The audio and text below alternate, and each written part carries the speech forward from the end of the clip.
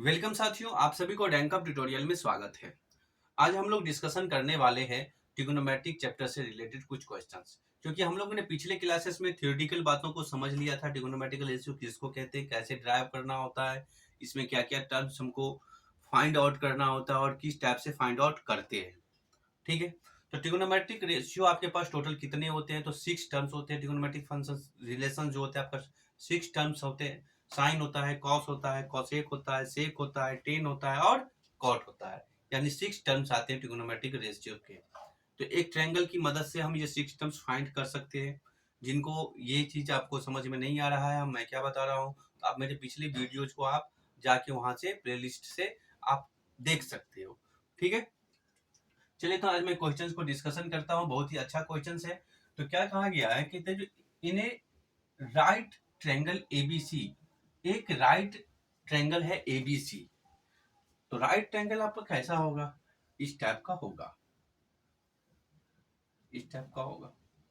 B मेरा यहाँ है, ए मेरा यहाँ है, सी यहाँ है। तो आगे कहता है जो एंगल ए, यानी यहाँ बन रहा है angle A is a acute angle, यानी एंगल ए जो है वो आपका एक एक्यूट एंगल है। मतलब वो 90 डिग्री से छोटा ही होगा, 90 डिग्री से छोटा होगा, इसीलिए यहाँ पे एक डिग्री ए एंगल को ना 90 एक्यूट एंगल बताया गया है। फिर एक और कंडीशन आपके पास गिवन है। वो क्या गिवन है? जो 10a, हमारे पास एक और कंडीशन गिवन है। जो 10a जो आपका है वो 3/4 है। तो फिर इसके बाद कहता है आप हमको फाइंड करके ये बता दो जो रिमाइनिंग ट्रिगोनोमेट्रिक रेशियोज ऑफ ए, यानी एंगल ए पर, यानी एक्यूट एंगल ए पर जो बाकी के जो ट्रिगोनोमेट्रिक रेशियोज है वो आप हमको बता दीजिए।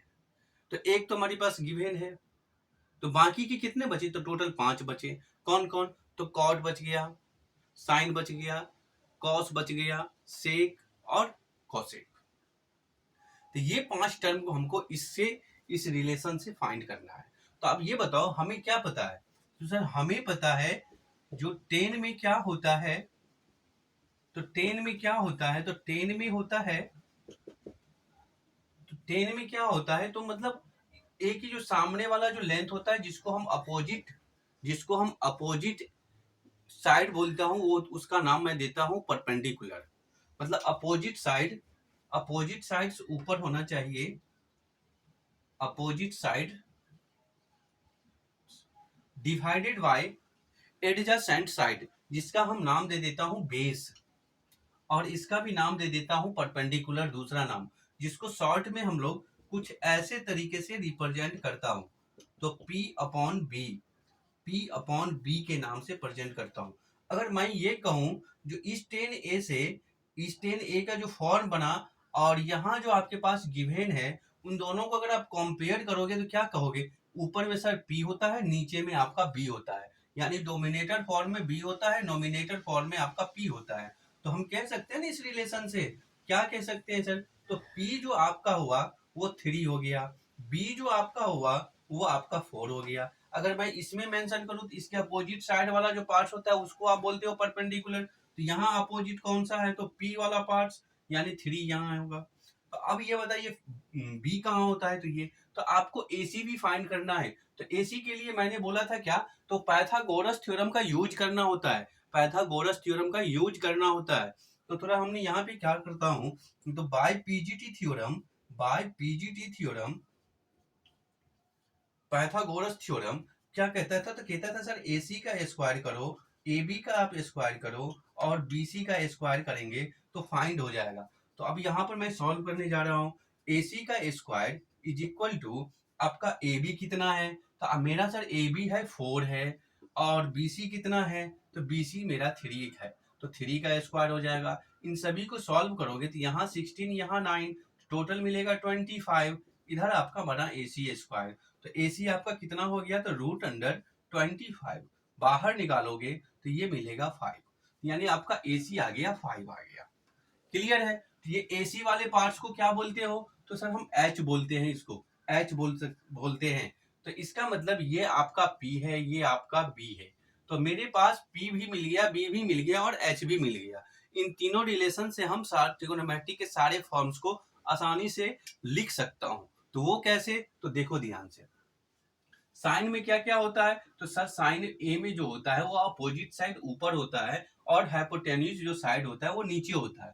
अपोजिट साइड को हम लोग परपेंडिकुलर साइड भी कहता हूँ और हाइपोटेन्यूज साइड को मैं शॉर्ट में ऐसे भी लिखता हूँ। तो आपका पी कितना है, तो मेरा पी 3 है और हाइपोटेन्यूज 5 है। तो आपका साइन ए कितना हो गया, तो सर मेरा साइन ए हो गया 3/5 हो गया। एक नंबर 2, तो फिर इसके बाद नंबर सेकंड आता है कॉस का। कॉस में क्या होता है, तो एडजस्टेंट साइड ऊपर होता है। एडजस्टेंट साइड बोले तो सर बेस, बेस का मतलब सर बी, बी से आप इसको डिनोट करते हो तो बी ऊपर होगा। नीचे में कौन आएगा, तो नीचे में आपका हाइपोटेन्यूज आएगा। नीचे में कौन आएगा, तो हाइपोटेन्यूज आएगा। हाइपोटेन्यूज बोले तो सर इसको आप स्मॉल में शॉर्ट में आप एच से रिप्रेजेंट कर सकते हो। तो ये आपका एच हो जाएगा। तो एच आपका कितना है सर, तो cos ए क्या हो गया, तो b आपका 4 है, b आपका 4 है और h आपका 5 है। नंबर 3 पे मैं चलूं, तो नंबर 3 पे मैं क्या कर चल सकता हूं, तो साइन का अपोजिट ले लेता हूं। तो साइन का अपोजिट क्या है, तो कॉसेक होता है। कॉसेक में क्या होता है सर, तो साइन का जस्ट उल्टा होता है। तो हाइपोटेन्यूज को ऊपर कर दीजिए और परपेंडिकुलर को नीचे ले आइए। तो यहां से आप आसानी से लिख सकते हैं। तो हाइपोटेन्यूज आपका 5 है और परपेंडिकुलर आपका 3 है। यहां से भी काउंट कर सकते हैं। नंबर 4 क्या होगा, तो सेक हो जाएगा। तो सेक क्या हो जाएगा, तो सेक में हम लिखेंगे सर, मतलब कॉस को उल्टा कर देना है। तो हाइपोटेन्यूज ऊपर और बेस नीचे। तो सेक में मैं क्या लिख सकता हूँ, सेक में लिख सकता हूँ 5 आपका ऊपर और बेस नीचे। इसके बाद नंबर 5 क्या होगा, तो नंबर 5 कॉट होता है सर। तो कॉट में क्या होता है, तो टेन का उल्टा अपोजिट होता है। टेन का अपोजिट होता है। तो टेन क्या होता है सर, तो बी, देखिए पी बाई बी होता है। तो कॉट क्या हो जाएगा, तो बी ऊपर हो जाएगा और पी नीचे हो जाएगा। तो इसको आप कैसे लिख सकते हो, तो cot A is equal to नीचे वाला ऊपर, ऊपर वाला नीचे। तो यहाँ देखो ऑलरेडी, तो 4 ऊपर चल जाएगा, 3 नीचे आ जाएगा। तो 4 ऊपर चले जाएगा और 3 नीचे आ जाएगा। इस तरीके से आप आंसर देते हो। ठीक है, हमें उम्मीद है कि जो आप इसको समझ पाए हुए। अगर नहीं समझ में आया है तो पहले वीडियो को आप रोक दीजिए, फिर पीछे बैक चले जाइए, वहां पर से आप इसको समझ लीजिए। ठीक, फिर इसके बाद क्लास को आप आगे करिए। ठीक है, अगर जिनको समझ में आ गया है तो आप वीडियो को पॉज करिए, स्क्रीनशॉट लीजिए या फिर रोक करके आप इसको नोट कर लीजिए। ठीक है, तब तक मैं आप इसको नोट करिए, मैं दूसरे क्वेश्चन में आपके सामने लेकर के आता हूँ।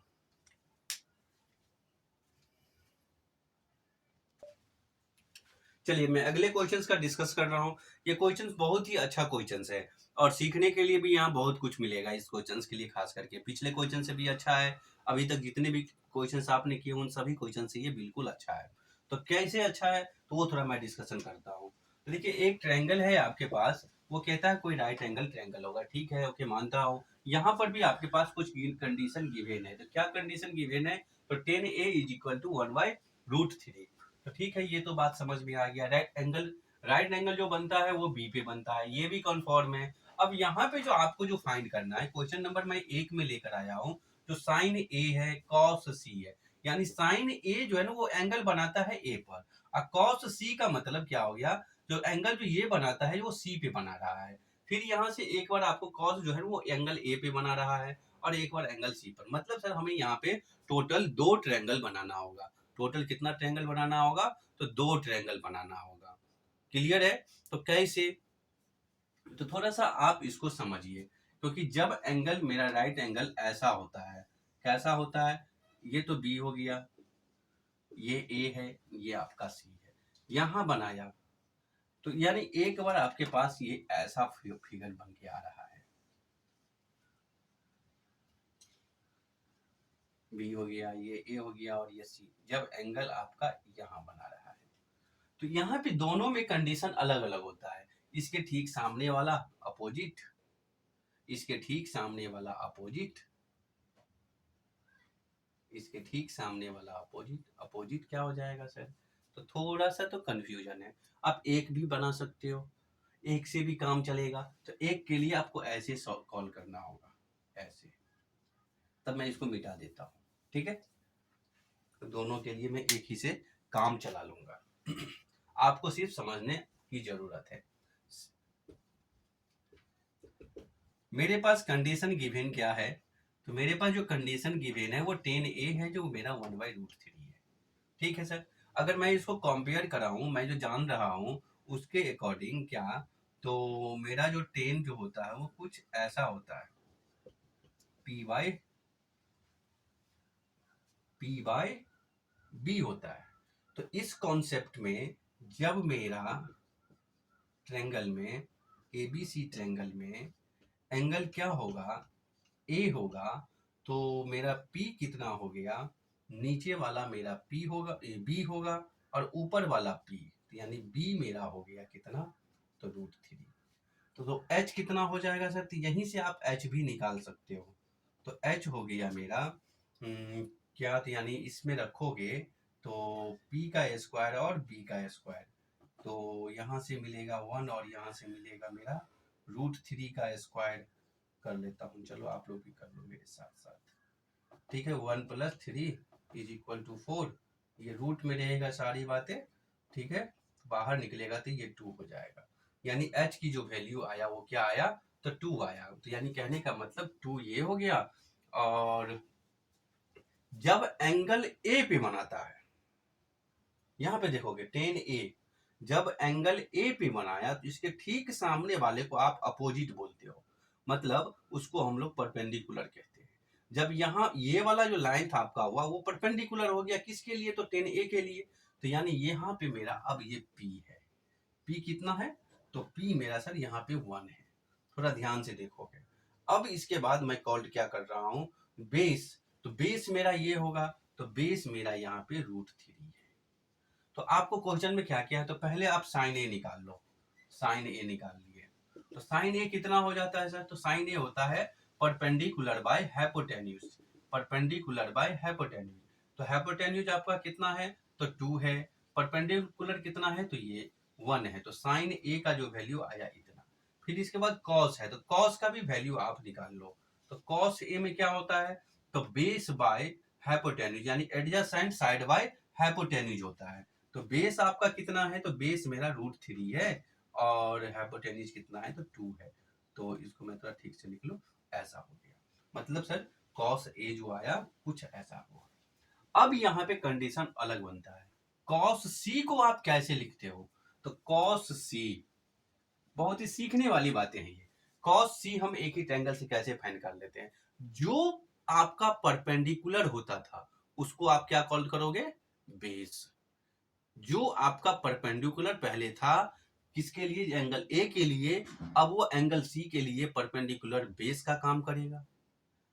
और एंगल ए के लिए जो पहले बेस था वो एंगल सी के लिए परपेंडिकुलर का काम करेगा। सर हाइपोटेन्यूज, हाइपोटेन्यूज दोनों कंडीशन में इक्वल ही होता है, ठीक है। तो यहाँ पे मेरा एंगल सी है, तो कॉस सी को मैं कैसे लिखता हूँ सर, तो बेस बाय हाइपोटेन्यूज। तो अब मैं बेस यहाँ पे कौन सा लूंगा, तो बेस मैं यहाँ पे कौन सा लूंगा, तो √3/2, √3/2।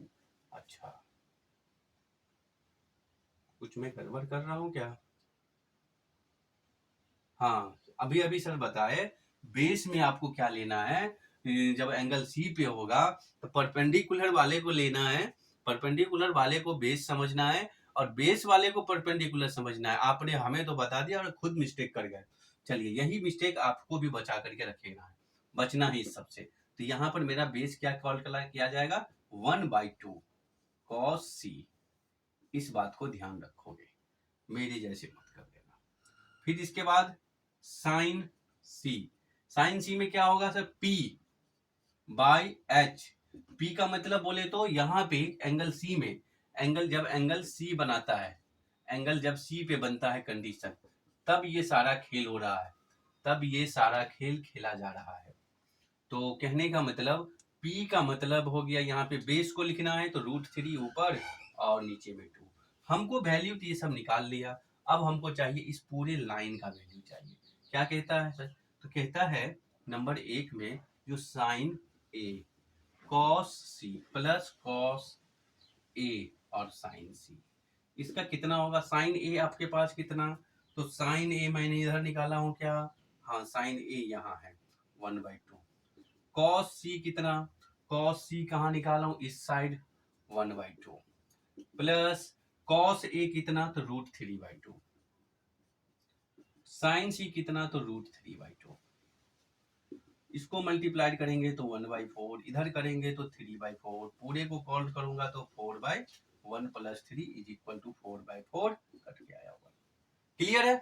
अब आपको चेक करना है क्या इसका सेकंड प्रॉब्लम आप सॉल्व कर पाते हैं कि नहीं। ठीक है, तब तक मिलेंगे अगले क्लास में और कुछ नए क्वेश्चंस के साथ। फिर हम एक्सरसाइज से भी कुछ क्वेश्चन करेंगे, फिर इसके बाद डायरेक्टली हम चलेंगे प्रीवियस क्वेश्चंस पे, क्वेश्चंस प्रैक्टिस के लिए। ओके, मिलेंगे अगले क्लास में। Okay, bye.